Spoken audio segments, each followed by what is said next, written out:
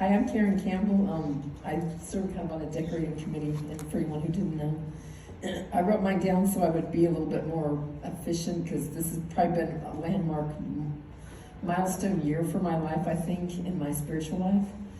I want to rewind a few earlier points in time just to illustrate, because some of these are some prayers that have got answered across decades, I think, for me.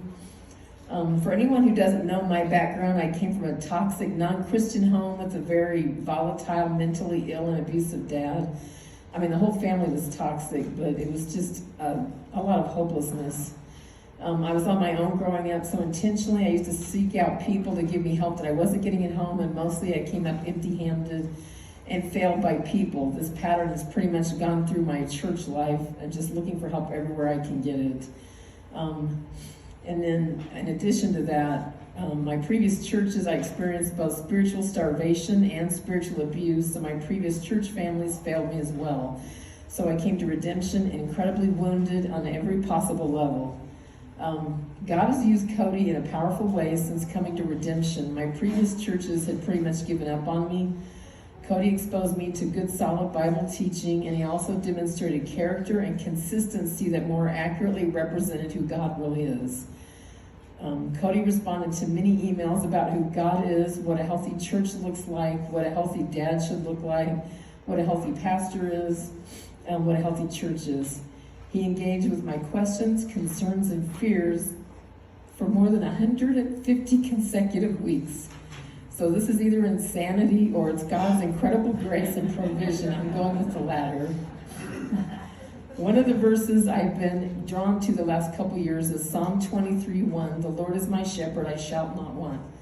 I wanted to study the Psalm so that I can know that God is enough, and that I can feel the same deep satisfaction in God that I imagine other followers must experience. But I kept getting hung up on the Lord is my shepherd. And God kept me studying that verse for weeks and weeks. And then Cody explained the only way to get to I shall not want is when you have internalized that Christ is our shepherd. Moving forward to 2022, I started off the year asking God to reveal a word for the year, something that would encourage me, give me direction on how he wanted to change me this year. And he gave me the word enough. I wasn't clear as to whether he meant that as in Karen enough already, because I kept messing things up, or if it was because he was going to teach me that he is enough.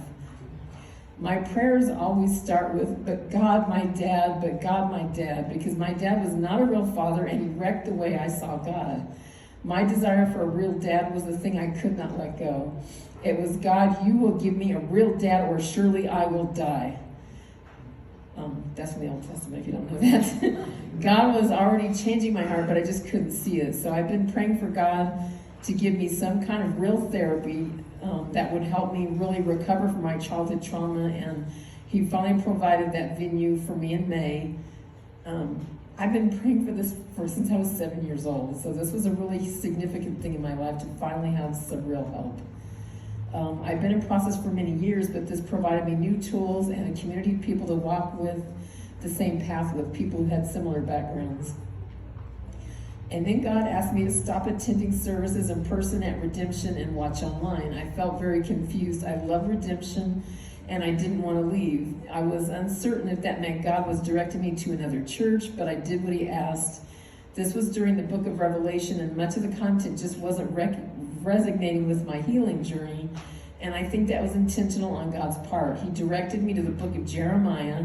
I was told my recovery work would take 4 years of hard work before I would see any real results, and I didn't know how I would get the hang of that along without quitting. So God directed me to a prophet that in my mind had a 40-year failed ministry. Lots of hard work and never seeing any real results. So this seemed like the wrong book in my mind, but I started studying this book, and God started talking to me while I was studying. And this is crazy, but I swear the verses that stood out are the ones about the camel and the donkey. I don't know why that was so significant, but it was. In all my years of being a believer, God seldom talked to me while I was studying. I've also not been able to be consistent in study, because until I understood the character of God, it just was a challenge for me. I was still confused. I felt the peace of God during this 4 months. I studied, I prayed, I did my recovery work, and then I started growing. And I kept asking myself, what does it say about my church that I'm growing and I'm not attending services in person and I'm not closely connected with my church community? Later, God corrected my thinking and said, you're growing while not having access to your pastor and community. Now, what does that say about me? I reconnected with Redemption at Brian and Michaela's going away party, and I was welcomed back into the fold. I felt the peace of God and much relief when I realized that God was not calling me out of Redemption. And then when I found out the Kings were leaving, I was filled with deep sadness and grief. But before I could really complain to God, he beat me to the punch. He said, before you tell me that you can't go on, that you will stop growing and you're going to start spiritually starving again, remember that I met your needs and helped you grow for those 4 months that you were away from Redemption. Somewhere across the last several months, I stopped beginning my prayers with, but God, my dad, but God, my dad. I wish the Kings could stay, but I don't need them to stay. It seems quite impossible, but God is the author of impossible. Somehow he got me from the Lord is my shepherd to I shall not want. This year he got me to a place where I started looking to him as my father, and a place where I can have confidence that he is enough. I've never expected to be in this place on this side of heaven.